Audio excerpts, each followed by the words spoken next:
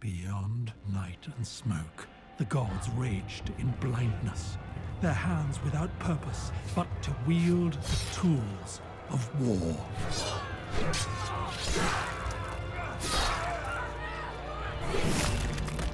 The head of one, severed from its body, spilled blood into the sky, filling it with both light and dark.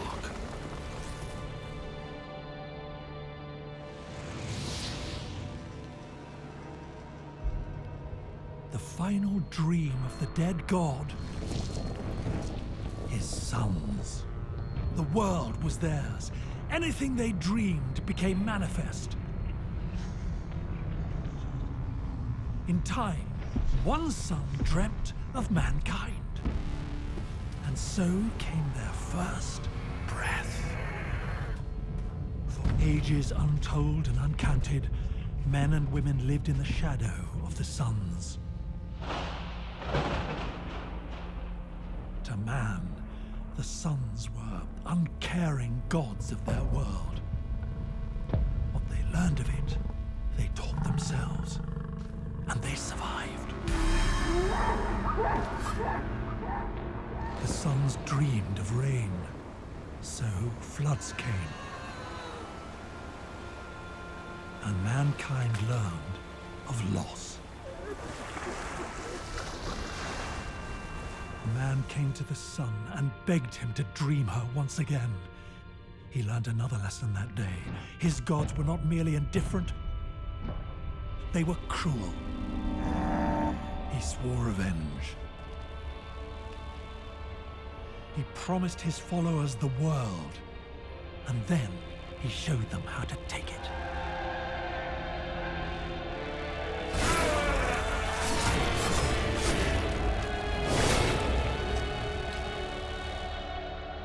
The blood, the violence, it bound them to him. And they named the man Seir, the first king of men. For an age, Seir led the hunt for the remaining sons. He struck again and again.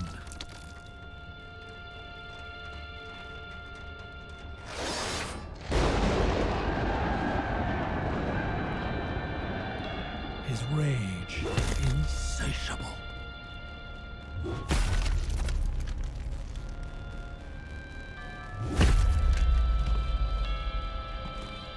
At last, asleep in the snowy foothills, Seir found the son who had first dreamed man, the same son who had refused him.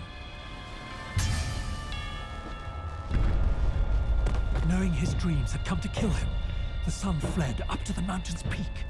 As a child, they told me if you listened carefully, you could still hear the cries of the battle echoing on the wind.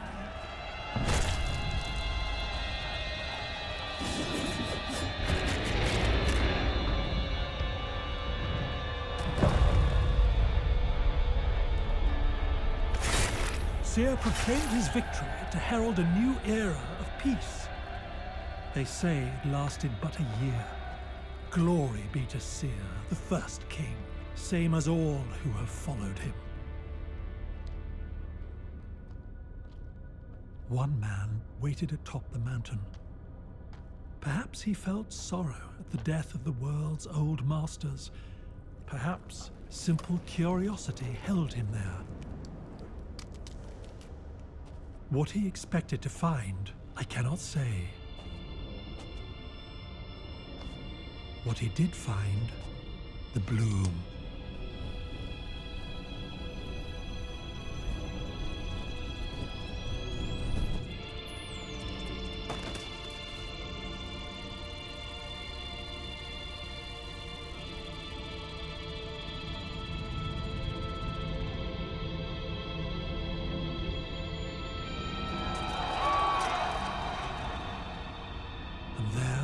He saw the true dark beyond the light. The sons of gods were the sons of gods themselves. And they too, sons of gods, on and on. Every god, a god of death. In the dark, he saw that man's newfound world was nothing but dust. And And he vowed that he would spare the race of man this truth. He vowed to keep from them the bloom and the scope of its revelation. He chose to grant mankind a gift: ignorance. Eventually, men came. He knew that they would. They were desperate for hope. He spared them nothing. They would not be the last, and so it went for ages until... Perhaps the burden had grown too great. Perhaps the archer was simply too skilled. No matter the cause, he fell, and the cycle began anew. Another dread revelation, another guardian to stand watch over the bloom.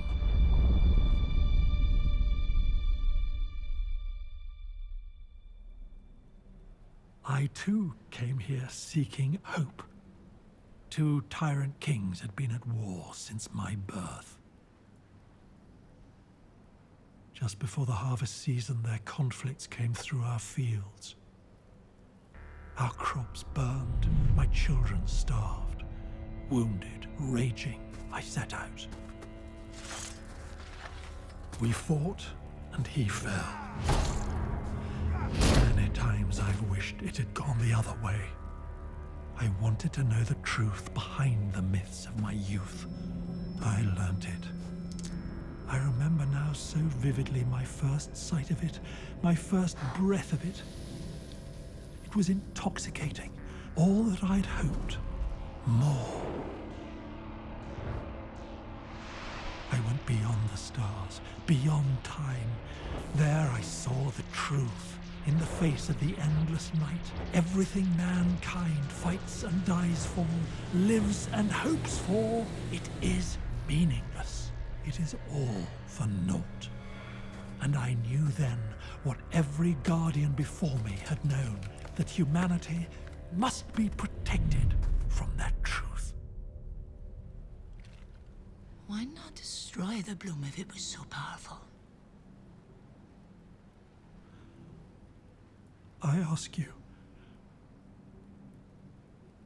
who are we to destroy the mysteries of the night?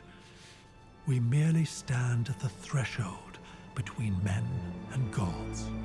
If I had known what was happening below, I would have... The spores of your bloom. My fault.